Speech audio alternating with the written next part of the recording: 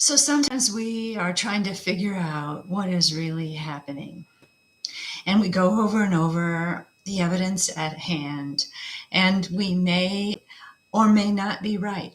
So I think we're asking the wrong question. Not what is happening here, but let's try out what I think is happening. How can I change it? Hi, I'm Fran Gallagher. I'm your guide to intuition, meditation, and relationships. And we have this ongoing affair, relationship with reality. Whether reality is a real thing or whether it isn't, whether we're accurate in our assessment. Whoops, sorry about this. Uh, so let's say you have the idea that you have to go it alone, that the only way you're going to get where you want to go is if you do it alone. Well, instead of wondering whether that's true or not, why don't you begin to look for areas of your life where you can choose to do it on your own? And then what if you began to be curious about whether or not you have any kind of ability to ask for someone to do something with you? So maybe you'll get curious and you'll find out that there are some activities that you just thought you had to do alone. You didn't know you could have a companion.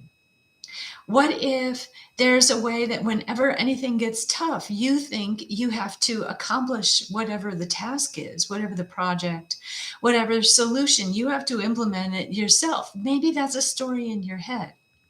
And as you explore these other questions, how can I change this? How can I explore this and look at it differently? You can find out if what you thought was really happening was correct or not. I'm really working on this myself right now. When am I telling myself a story? And if so, when is that useful?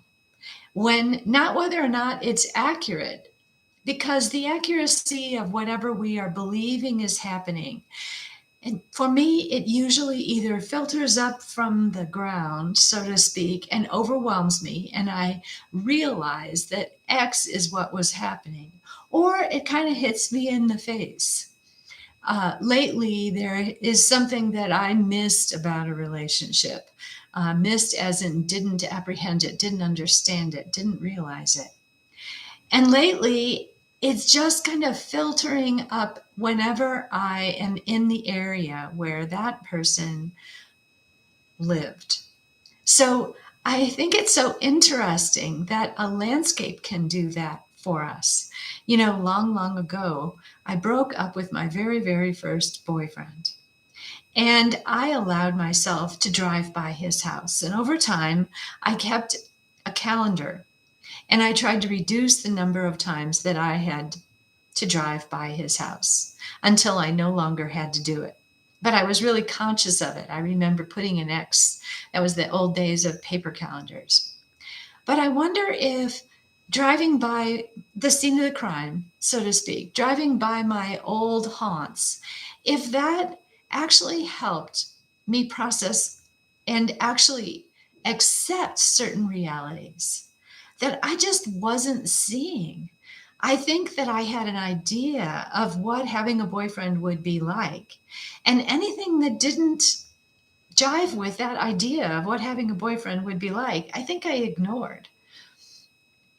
I think I created a reality. In this case, I made something that was not really that good into something better. And I've also done the opposite. I've made something good into something that's not that good. And I'll bet you've done the same thing.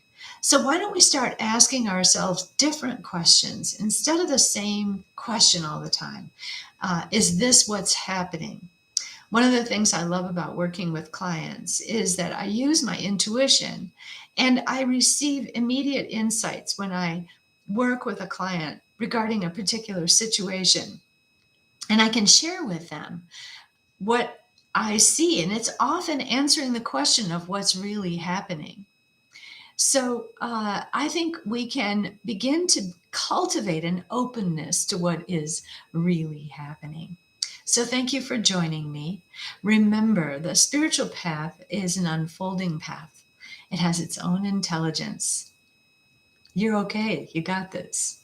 Thanks for joining me.